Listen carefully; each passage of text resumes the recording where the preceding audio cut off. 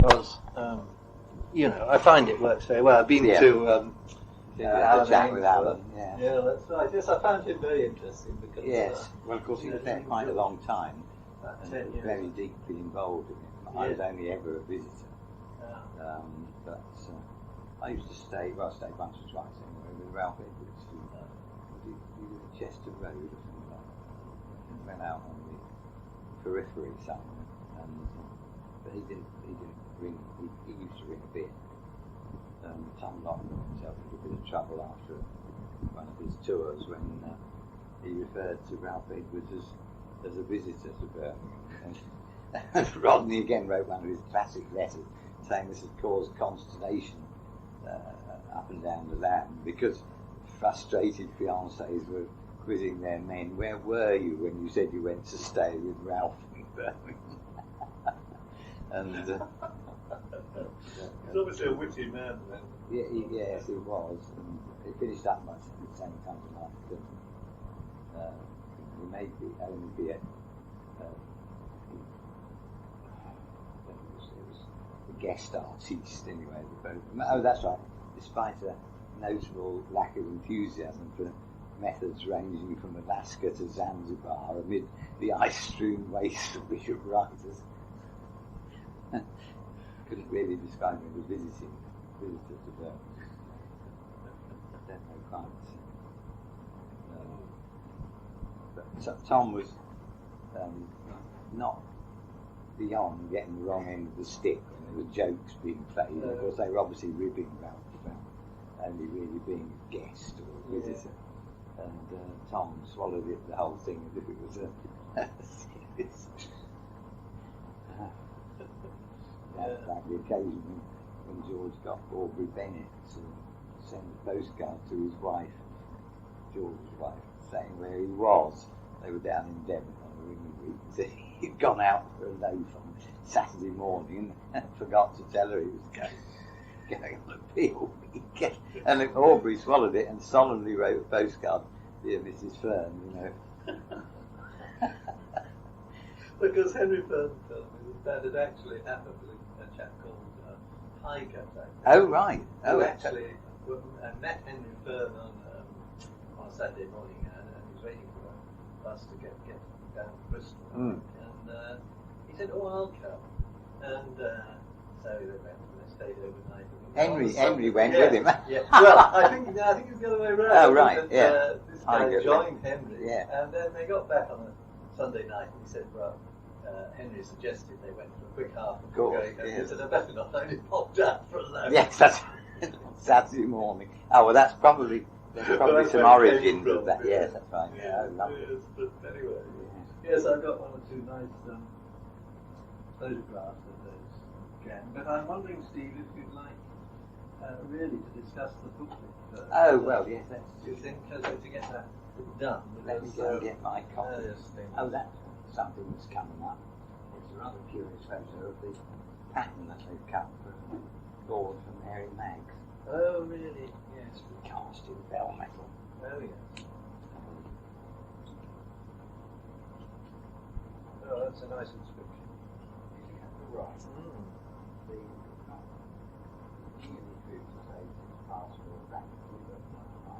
Oh, yes.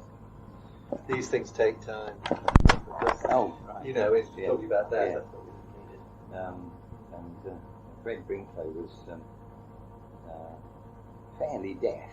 He used to wear gadgets, and he was always a terrific asset ringing handbells. He rang 7/8. He never rang anything except 7/8. But as he was sufficiently useful setting the rhythm, and it avoids a number of problems with his deafness. Yeah. But on one occasion they got some competition in Bristol which had a course called In Fifths, and this I think might even have been something Morris Hibbert was called, and he survived the in because he wasn't affected, probably didn't notice. But when it came to the fifths, he didn't dodge 5-6, he sailed straight on. Of course, it all came to grief, and there was a bit of an argument. There ain't no Bob there in Bristol, matey. Never heard of it.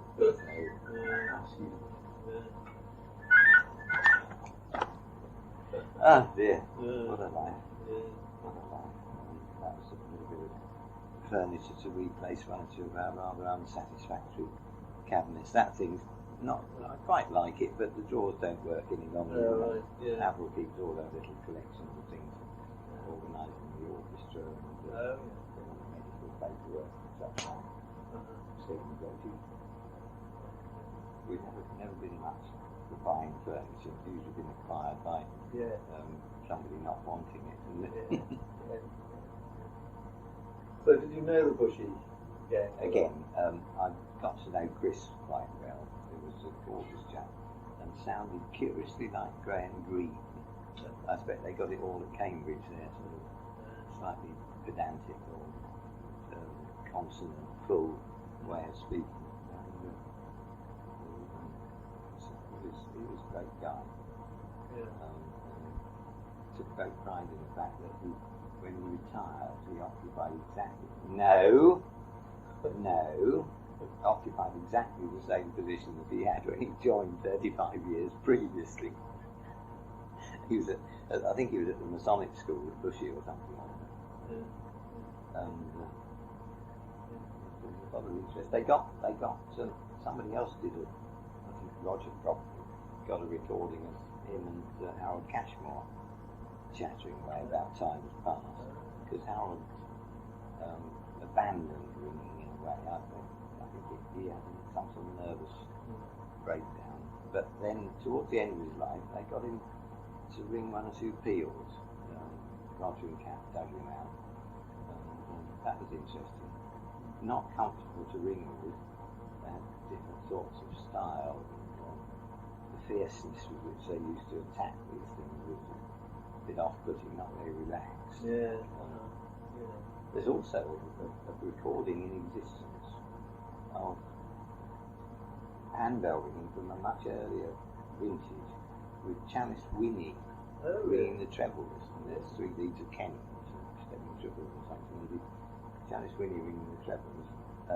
You've never heard anything like, you couldn't say it was bad striking, but it was extraordinarily emphasised and deliberate when the trebles were.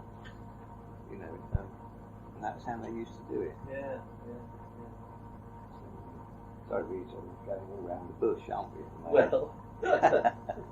Well, which part of the world did you start off in? In Bedfordshire.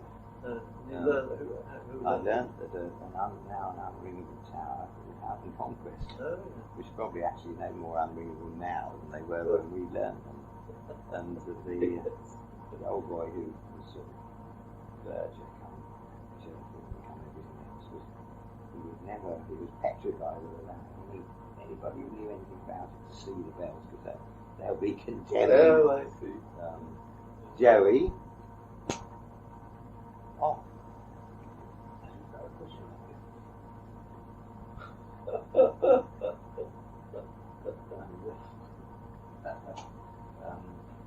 was where we rang off the boards. 120 was a great achievement. If you've got 6 people there and you could work through 120 in France. Not even hold full. What caused you to go to the belfry in the first place? Choir. Right. School. That's the usual. Recruited into the choir. Choir used to robe up in the bottom of the tower and milling around with the ringers and see what's going on. And then you had the great opportunity of holding the treble for 5 minutes before the service if you could get yourself into that position. And I can well remember the very first day holding this bell. I surreptitiously got it high enough to set it. Yes, and that was terrific. And that was the beginning of it. And quite a number of people have learned, I found that later, from the bell down. If you've got time, then that's a jolly good way of doing it. As far as handling is concerned, there are no surprises on that. Yes, yeah. But that was the end result of week after week of 5 minutes tolling, because they used to try and tie the knot such that you only went as far as the loop when it was tied up, but I managed to get it. Obviously got it undone on the occasion. Did you watch the ringing? Oh yes, absolutely. Yeah.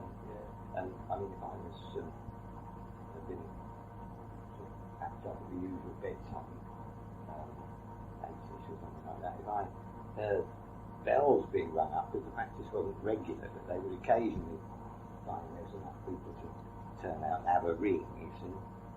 Then of course I immediately had to get dressed and up and out again. Yeah. So you were dead keen from the word go. Absolutely. Yeah. And then you go up the tower, and the first thing you see is a funny old frame, but I mean you emerge from the staircase more or less into the treble pit, and this grey shape sitting there. Yeah. You know, just yes, magic. Yes, Magic. yes, I had that experience. Did you? Yeah. Yeah. So, And so then you went to Oxford. Was that the next step? not really, no. The next step, this was so far before I became any use. I did in fact master sort of hunting the treble. I rang 1 or 2 peals, 1949 and 1950, and then all the usual school things took over, and I had a strange pattern for school because I passed the 11 plus and started at Bedford School, and partly it was the sheer unattractiveness of traipsing in and out on the bus every day made me a bit of a leg swinger as far as being ill was concerned. And somebody at County Hall spotted my case, so to speak, and started raising questions about it, which resulted in putting me into Bedford as a boarder, although I was only 5 miles from the school. So I got over the business of day boarders and buses and general hassle of school. So I then sort of stepped into a very nice free boarding position, just as I'd come from the highest in the land, in a sense, you know. Yeah. And Was it a good school? Good choice? I think, hard to say really. I think it wasn't too bad. I mean, most of the staff were people who'd survived in some battle, shape or form from the First War, missing legs and this sort of thing. You know, the number of at least 3 or 4 of them had only one leg. And of course, we got some strange characters. There people who'd been at the school, been in the war, been to university, and straight back to school again. Yes. So you've got this very fertile soil for eccentricity. Yes. Yes. I mean, it's like the old days with the parsons when they couldn't be moved. I mean, eccentricity flourished. Yes. And it had a lot to say for itself. I mean, nowadays people are so frightened that they're going to be moved somewhere they don't like after 5 years that they do what the boss says. But in those days, I mean, in the next parish there was an old boy whose passion was clocks, and the vicarage was stuffed full of clocks in one shape or another, and he was very proud of his stinging nettles, which grew to about 6 feet all round the vicarage, and you know, he was very satisfied with his garden, and they can't flourish any longer. They begin to bums rush, and he was very keen to show me how to take a rubbing, for example, with heel ball and roll of paper and things like that. All the sorts of things that have disappeared probably entirely now, but he'd never get past the child protection thing. Yes. So, having not only gone to school but being a boarder at school, my movements were fairly savagely restricted in term time. And although from a pretty early age, I mean, I used to think nothing of biking 8 or 10 miles to a practice when I was 10 or 11. And I suppose you could have let children do it nowadays. And I used to try and go somewhere on a bike, but not. I quite enjoyed just going and being part of it. I didn't really benefit from the ringing, as I could plank up. but it never really got beyond that for another 5 years or so. And it was only when I'd thrown off the sort of O-levels and we got into the sixth form that I began to take a bit more interest in. I found I could, occasionally managed to get through something inside. So it was a longish apprenticeship, really. It wasn't the sort of way people come on. Was there a good band at St Paul's? No. It was in one of its oscillatory periods. Bedford, they'd gone several detectable swings between vast enthusiasm, lots of activity, and then it drops into the hands of somebody who's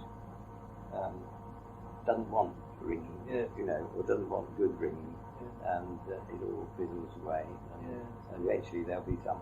I mean, I had a fair battle to get something happening at Bedford because Sidrowski was so welcoming to everybody unless they could ring. And if they could ring, then they were not really very welcome. So there was a lot of milling about, and occasional weddings for which the band, which we were paid a guinea each in 1949. Yes, the Verger took the shillings. And it always caused vast influx on the Sunday or so before from old guys who'd been tipped the wink and would come along to enrol for this pound whenever it came up. So we were, and then after the combination of circumstances, we had Brian Patterson, Jim Taylor, Jennifer Davis, Peter Shipton, Alvin, of course, Anne Amor, I think relatively recently died.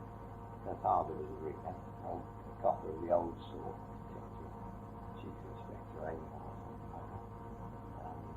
who had been, had he not had Alzheimer's, I think he would have been gratified that Anne Rattiff's thing was confirmed, because he was involved in that. And he was very unhappy that it kept resurfacing over the years.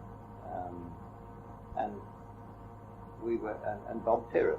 Now, in lots of ways, Bob Piran was the glue around which we set. He was not a leader at all, but he was intensely loyal. He was always there, and he would follow anything that looked good. And so, we began to get. Remember when we rang a practice night? We rang 3 leads of Kent Treble Bob Major on the back 8. And that was so good. And Eddie Jeffries had a shop in Bedford. He wasn't at that time at all attached to St Paul's. So what years are you talking about now? 50s, early 50s. Right. But he was persuadable when there was something going on. And so we began to get so that we could tackle things like course of Cambridge Major, who's Grancicators with the young band, and that was terrific. And that was how it all built up. We've been extremely lucky to be in a position, and I was really the one who was nasty to Sid Foskett, and with a view to cutting down his influence.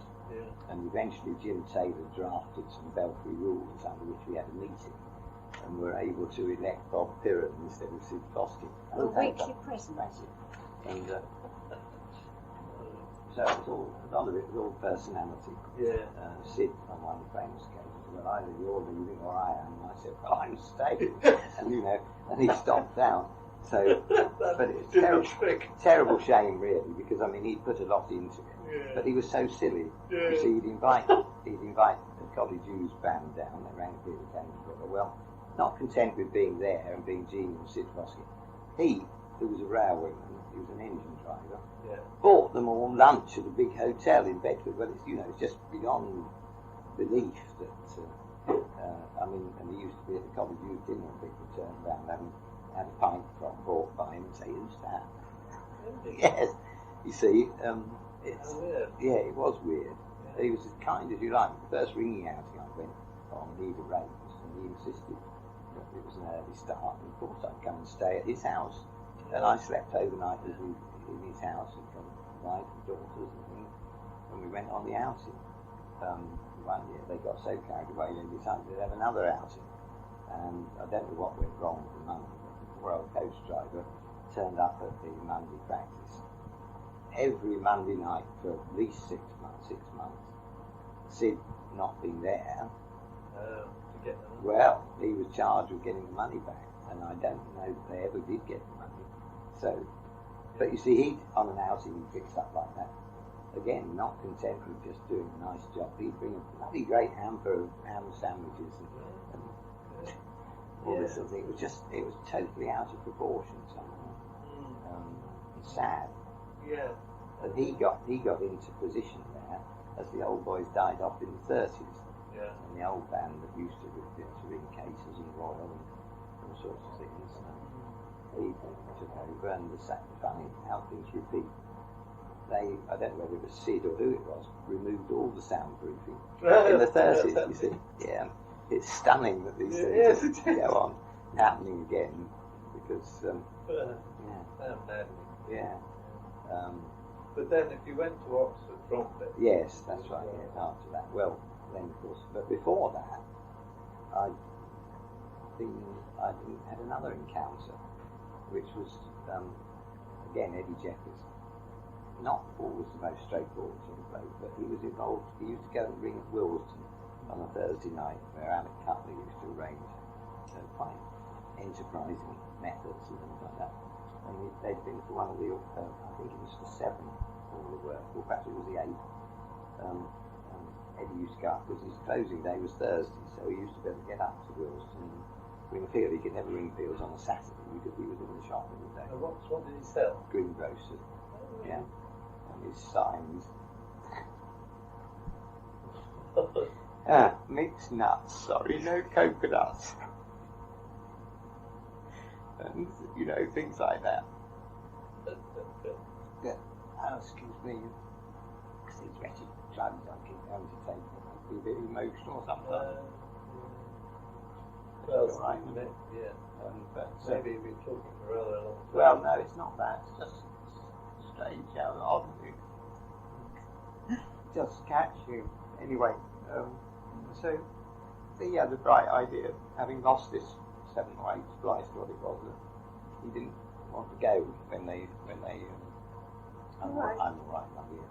You know how these things are. Would you rather have a break? No. It'll pass. It's all right. It's the nice of the doctor said, that it's these steroids.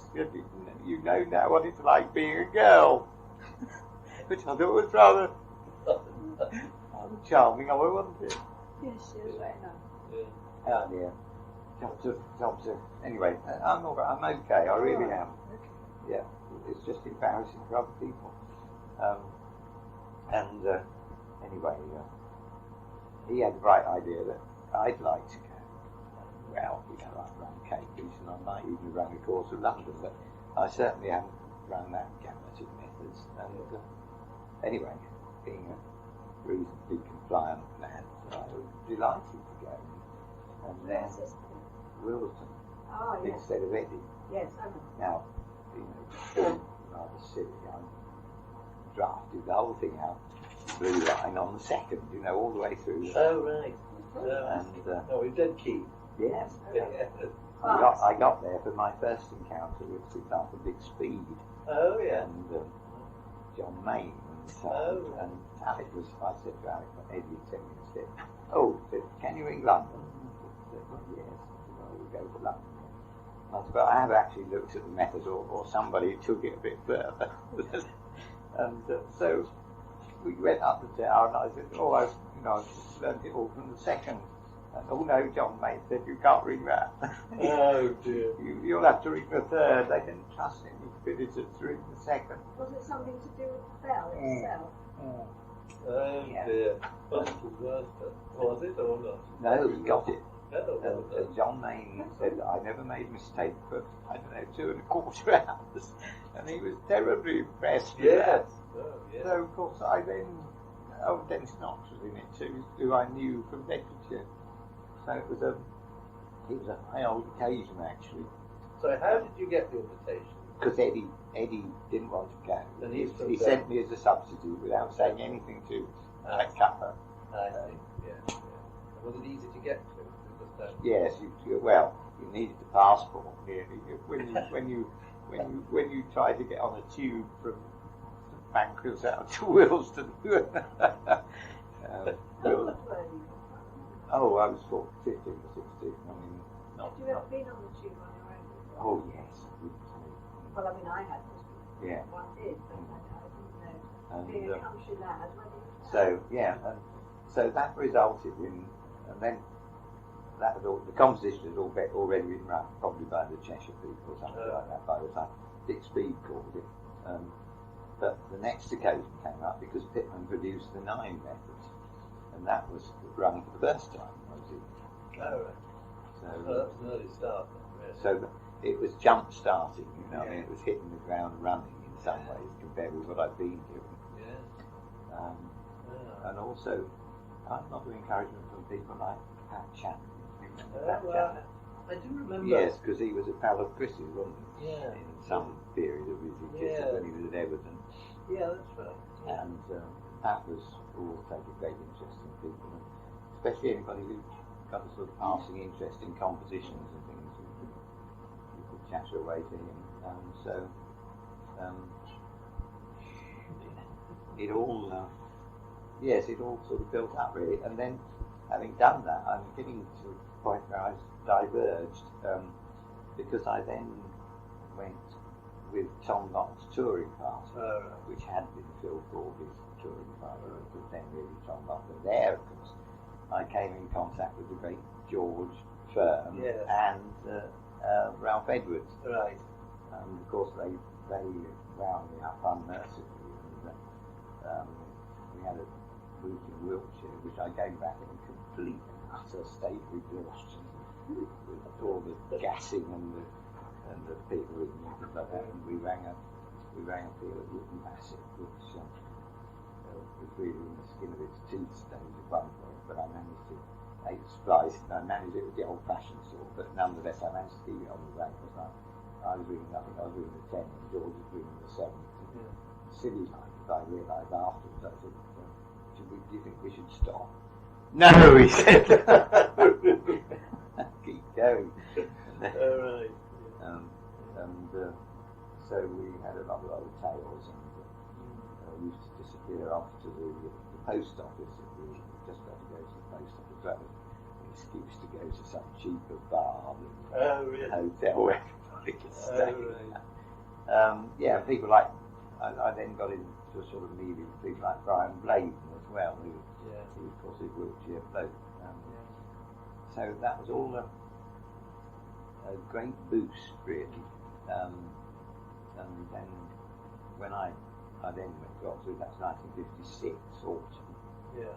And the next development was that towards the end of the term, whoever fixing these things had arranged to appeal at Kidlington, which was to be London later, and had co-opted the great Peter to come down and deal with it, you see. Right. And that was the occasion when he told me that when I tried to say there were better compositions than the one he'd called, perfectly right, you know. That was when I was in the Hattersley role, and saying what I, the theoretical looked nice and how useless it really was to be. So where did Peter come from? I mean, was he in Oxford by then? He'd been, and he was then at Sir W.G. Armstrong Whitworth at Coventry. Oh, he'd already finished. Yeah, and he wasn't married by then, but he was well established and going into that. So he was a few years older than you. Oh yes, 6 or 7 months. Oh right. And so that was another somebody whose acquaintanceship I valued. We used to go out on Sunday and see him. He showed me how to ride a motorbike, really. Oh right. And then, of course, when they got married, we quite often used to end up going there on Sunday. Ruth and Peter to the Coventry. That was another thing, because Dick Speed by then was living at Brighton, and so we just got married, and it somehow came together partly because I knew both of them. They didn't really know each other at that time, although they were living within 10 miles of each other. Yeah. We ended up going up to Dixby's virtually every Friday night, ringing handbells. And we tried for a feel of Rutland. And, well, it had never been rung on handbells. It's quite a strange, perfectly good method for us to work on, well within capabilities. But I always got the impression that, quite wrongly as it turned out, from the great size that used to emanate from Peter, that he was bored stiff with it, and that he wasn't really very interested, and so it tended to fall apart. And in fact, it was a good number of years later before anybody did ring a field of Rutland on handbells. But again, it's all grist to the mill and all practice. Yeah. The handbell ringing started quite a bit later. Well, I rang my first field on handbells with Roger and Kath, who were holidaying in Bedfordshire, and we rang a field of Bob Minor, and which at one point Roger said, "Well, Mr. Bob," I said, "Don't worry, we did it," and we had. So that again was before they were married.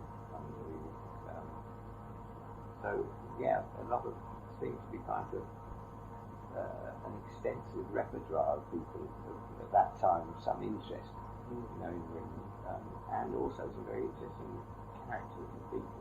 Yeah. And then, so I was, in a sense, quite well. I was certainly full of my own importance when I went up to Oxford. But the editor, bless his heart, didn't really help by saying he'd heard I'd go up to Oxford and he's sure there would be a niche for me, which was... Because was it quite a closed sort of shop in Oxford? Or? Well, it was not the sort of thing to say to a university society that they're sure to have a niche for something upstart.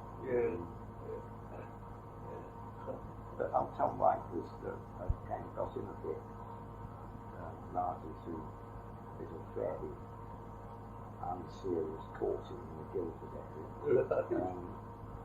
I had a postcard from him, and he sent a report from the appeal up, saying, "Dear Mr. Ivin, however good the band, we refuse to publish peals before they're run." I'd put March instead of February on it. So, dry old stick as he was, I thought that. You certainly got tenure writing in that. All the present.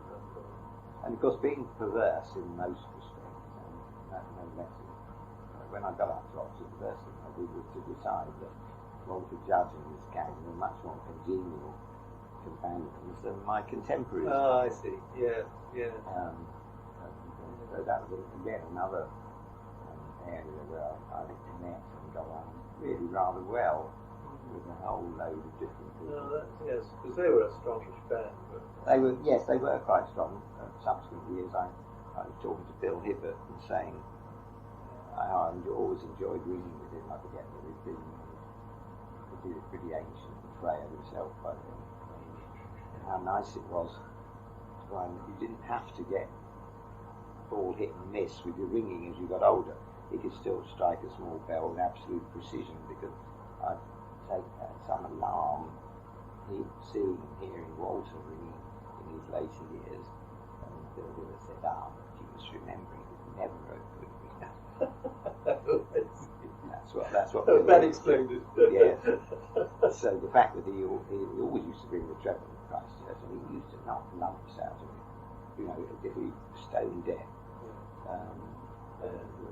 It was disconcerting to think that somebody who you would expect to, would do better than looking back in his later years, definitely a liability. Anyway, that was Bill's answer to it. And you suddenly find these things. And then, of course, you get deeper into conversation with people like George Burton, and he rubbished everybody. As there were no good ringers apart from our kid, Percy Laplin and Barron, you see. Yes. Barron was added to that list at some point. So, and of course the truth lies somewhere in the middle, but uncomfortably close to being true what George thought. I mean, by and large, people don't live up to that. What you hope for. As indeed I don't myself, didn't. So that was the story up to there. I then went back to Bedford, back permanently to Bedford, having screwed up the university course. Generally feeling no job, generally feeling very profoundly down. I spent part of that figuring out compositions, working out. What subject did you learn? Classics. No, it wasn't maths. No, it should have been something harder than, hard in the sense of not soft. Not that classics was particularly soft. I was fine on the languages, but the more airy-fairy philosophical thing just left me cold. I didn't see any point in it at all. So I did reasonably well in the first part, and in the end decided it was a sheer waste of time to spend another year on something which I just couldn't really get into. And of course, all my contemporaries simultaneously from Bedford had disappeared. Jim and Jenny Taylor and either were biomass and my invention went to Geneva. So we were down to penny numbers again at Bedford, bringing the front six. That's all a bit sort of depressing, I suppose. Yes, absolutely. And as I said, when she died, the sort of dawning light on that occasion, which was another regeneration of ringing, was the appearance of Frank Rivet and his sisters. It was evident to half an eye that they got plenty of potential, and they turned up with Bedford and they stuck to us like glue, perhaps it's nice. You don't need many people like that, and people who are reliable and regular and turn up and want to get on. You begin to acquire other people from outside. Alf Rushton used to come from Luton on the train on a Monday night. Arthur Gibbs used to come in from Rowston. Ron Sharp used to come in. And so you end up with a whole band of supporters. Nothing like it, really. And it's the regularity of the thing. People nowadays, they don't see, of course you can't do it so much, they can't see the advantage we had in ringing a substantially the same group of people 3 times a week, twice on Sunday and once in the, on the practice night. Now nobody stays anywhere long enough to sort of reap the benefits from it. And they certainly don't all meet together, like that, with that sort of regularity. Anyway, it's going a long way off it. Oh, well, it's all very interesting. I think it all feeds into it. Alan Ainsworth was saying how he, of course, become a ringer in Newcastle, and that's right. He had a job interview in Birmingham, and he'd been on the Tom Knock tour, hadn't he? He'd been on the line. He probably had. Yes. So that's how he had the idea of contacting George. And I just stayed the night or something like that. So it was okay. He arrived in Birmingham on a Wednesday, rang a Peel and Shirley that night, had his job interview on the Thursday, but went to the cathedral. And actually lost the second bit, but it kept him busy. And he said there was always this feeling that if you wanted to Peel, that's where he went. It always went. Oh yes, George was in his diary. We were thinking of going to Riders next Monday. Wondered if you could come, which was a bit of an exaggeration because they were going to Riders whether you could go or not. And, well, that's a very positive attitude, though. In spite of his critical feelings, I mean, he had some. There philanthropy or he got leadership actually, isn't it? It's not something that you can lay down as a running out. No, it's okay. Not one of the things you can teach or legislate for. They just turn up. You see another one who's, I don't know how well you know him, but somebody I came to enormous regard for in later years was John Chilcott. Oh yes, I don't know him actually. No, I met him in Hereford now. Yeah, that's right. He's somebody who's not really remotely flamboyant. No. And yet seeing fit people in for the touch on a Sunday, he'd just be wandering around the tower and you'd feel a nudge, bring that one, this sort of thing. Right, gentlemen, everybody would get up and off you go, and he just got this sort of way. Poor old Mike, his brother, of course, so completely opposite. Really? So, and you do anything for people like that. Yeah. George was similar to capacities, really. Although he used to annoy people intensely, I know. I mean, there were sort of feuds between MacDonald and George. Yes. Well, John rather. He wouldn't take anything like that, I'm sure. No, I suppose I'm a hero worship as well as George. He was a terrific ingredient on the Peel Week. I mean, the things that were described as George Burns Peel Week actually arranged by Jack Milhouse, who comes so close to buggering the thing up by including filling in, they'd be a bit short, he'd drag in somebody who really spoiled the thing. Jack couldn't see that. Did George mind how good the ringing was? Undoubtedly, the answer is yes, but not to the point of stopping. Not to the point of not getting a good bag of peels. Right. I think up to a point is right. You've got to keep the success running, otherwise it it does fall apart rather. But he was just the oil in work. I mean, some of the obiter dicta were sounded trivial, but they were so true. We finished the morning bit, we stop at the first pub. That was a rule. Right. You don't go festering around. You don't like the look of that one because you might not find another one for 20 miles. So, yes, you go to the first pub. And all these things which make... Yes, a witty remark that's often quoted in Birmingham is that if you find a vase of flowers in the ringing chamber, you can be certain the ringing is terrible. Yes. Or bags of sweeties and a little fenced off. That's quite funny, isn't it? Yeah. It sort of rings true. He was pretty good on the evils of vergers who rang as well. Oh, right. Because they always wanted to have some control over what went on in their towers and the wrinkles. Something else went through my head as I was... Oh, yes.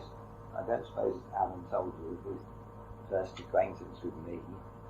Now, this was on a Peel Week, but it wasn't Tom Locke one, it was one arranged by Pat Campbell. Oh, yeah. And the headquarters was, believe it or not, a temperance hotel in Reading. Other members of the party included Hector Bennett and Fred Wilshaw. Right. You can imagine how comfortable they were in the temperance hotel in Reading. And they would come in after closing time with two vast suitcases clanking with bottles. that would ensure their evening was a success. They come up the stairs dragging these huge suitcases. And Philip Mee, got so cross and they'd lost a deal, he heard to say something about drunken sots. Because he can get very uptight. Wasn't he in the Bedford? Yes, he was on the fringe of it. Much more of a sort of international man than Bedfordshire man. But the long and short of it was, we got to this hotel and the accommodation wasn't really sufficient. So I ended up the first night in bed with Robin Leal and Alan Ainsworth. Which I took great pleasure in telling Mark Ainsworth about when he appeared in Oxford. I said, when I first met your father, I spent the night with him in bed with Robin Leal at the Temperance Hotel in Reading. I made the most awful ass of myself that week, but then that's the story of my life, really. But we did bring a few figures. Yes, a long time ago. So you did meet, you rang the field with Alan Walker then? No, sadly, we lost the only one. Yes, I'd love to run one. I thought I'd probably, even might be getting towards the